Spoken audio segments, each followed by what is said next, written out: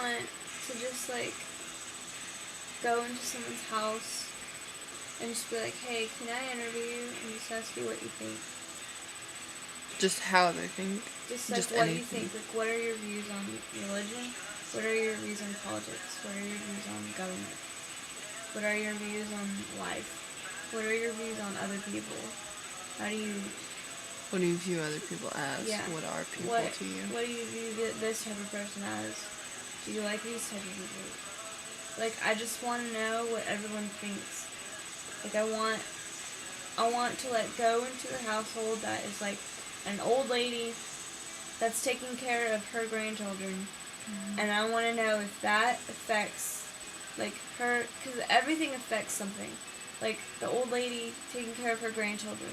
That adds stress, but it also... I mean, it could add stress, or it could be something that she enjoys really well. Mm-hmm. And it affects her views. Like, she could be... Because, you know, like... she could take how they live, you get depressed, and you let... People let their emotions affect the way they view life, you know? They do. They do. You get depressed, and you're like, man, what is life anymore? Like, what am I doing? I shouldn't even be alive right now, you know? Mm-hmm. Like, that affects your view, and I don't think people should let something like depression or even happiness affect, like, what you really think. Because so many people do that, and it just, like, tears them apart. Like, you're sad, and so everything must feel pity for you is what you want. You want to feel like you're so sad and depressed, or just example, like, you're sad and depressed, but what you want is to feel love, and to feel, or what we call is love, and to feel what we call happiness, and compassion, and passion, and like, you strive for that, and you haven't felt it because of something that has happened that has hurt you so much that you forget about how that is. So you want it that bad. That makes sense. There are so many sad people, though.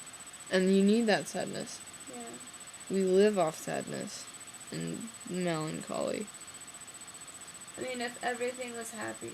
Like, if everything was happy, it would be pointless. It would feel pointless. Like, I definitely think sad people are the most deep people that you can talk to about things. I mean, think about it. There's people in the class, like, you see them, and they're just constantly happy, but what are they happy about? Like, yes, it's good to be happy, but what do you feel? Or are you just happy? Like, it's like, people are always like, oh, look at the bright side, but it's like, sometimes that's not necessary. Like, you have to feel. You can look... If we're given that option to feel, like, we have so many feelings. There's people, like, you can be happy, but it's like, look at your life, look at how you're surviving through the world, you've got it good, you've got food, you've got clothes, you've got pretty much everything that you need. Yes, you're happy. But there are people in the world that are suffering terribly. Like, there's always someone worse, better off or worse than you. Worse off than you. Like, mm-hmm. There's always someone doing worse.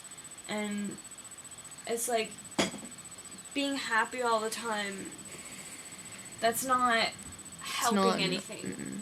Like, if you're happy and you only focus on the positives, which is good, but there are some things that are necessary to focus on the negatives in order to, like, get to a higher level. Yes.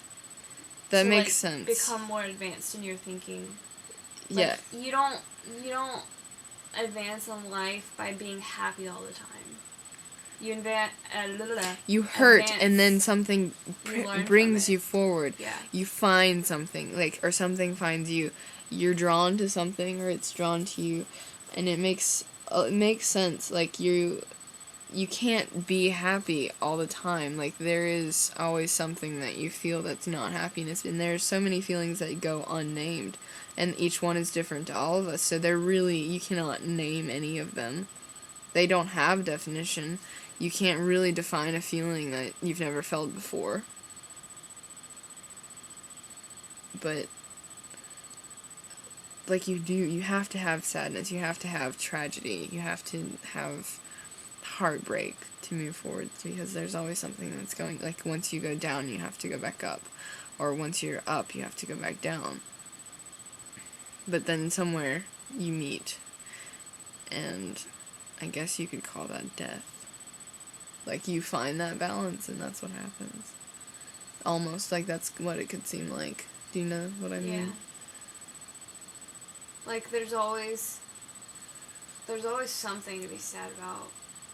And being sad, that's an emotion. Like, it's not like it's bad to be sad. It's not bad at all. And, like, some people are just like, oh, why are you so or why are you so angry all the time? Why are you so sad? Why are you always so sad? I get asked that so much. Like, I've been asked that before, too. Like, people ask things like that, and it's like, well, why are you so happy? Why are you like, so... I haven't asked anyone that, and I want to, because I want to know, why are you so happy? Like, there's... Yeah. Like, I have become so curious. Besides, you know, like, you think about it, and I mean, yeah, there are a lot of really happy things in the world, but there are also an equal amount of sad things. There is. There's someone to be sad about. There's someone to, like, feel passionate about in a sad way. Like, thinking about people who are suffering, like, in Africa. I know that's always used, and it's really cliche, but it's so passion, because they have passion for getting where they need to be. That country is, like, they have found, like, true happiness. Like, they understand what it is to be happy. They understand what it is to appreciate and respect. Like, you can be happy, like, the people that we know, like, they say they're happy all the time, but going back to what I said, it's because their lifestyle is really not that bad. But people in Africa, they are actually happy all the time because their life standards are not good at all. And they've found happiness inside sadness.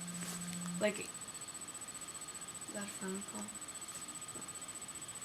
Like, that's what I think, at least. Like, people here don't really know what happiness is because we've never really felt sadness. Yeah, like, complete, like, we have nothing type sadness. Like, I mean, I understand that in, like, hurricanes and shit, like, you know, that happens. And but those people... it's not your entire life. It's not what you were born into and what you die and in. when you cannot help what you're born into, that is awful, of course, but you are born into it. You know nothing else, and that's what you have. Those people are completely different from me because I have not felt that. Yeah. And those people over there are fighting for what they want. They're fighting for what they believe in. And to me, fighting for something is, like, that if I could, like, pick anything that would make me happy, it would be fighting for what I believe in. Like, maybe Braveheart in the story of William Wallace, like, that, this probably sounds retarded, but, like, every time I watch that, I cry so hard. Because that is, like... There's so much passion. Yeah, that's where it hits me. Like, when I see people doing what they love, doing, like, what they feel they were called to do, or what they feel like they're just needed. They feel like they're needed there. Like, that just makes me so... I don't know. Like, they know they're meant... Like, they were meant to be somewhere for something. They're meant to impact. They knew that. They understand that they're going to be remembered, so they do what they have to do. Like, they say what needs to be said. They don't keep anything in. Yeah.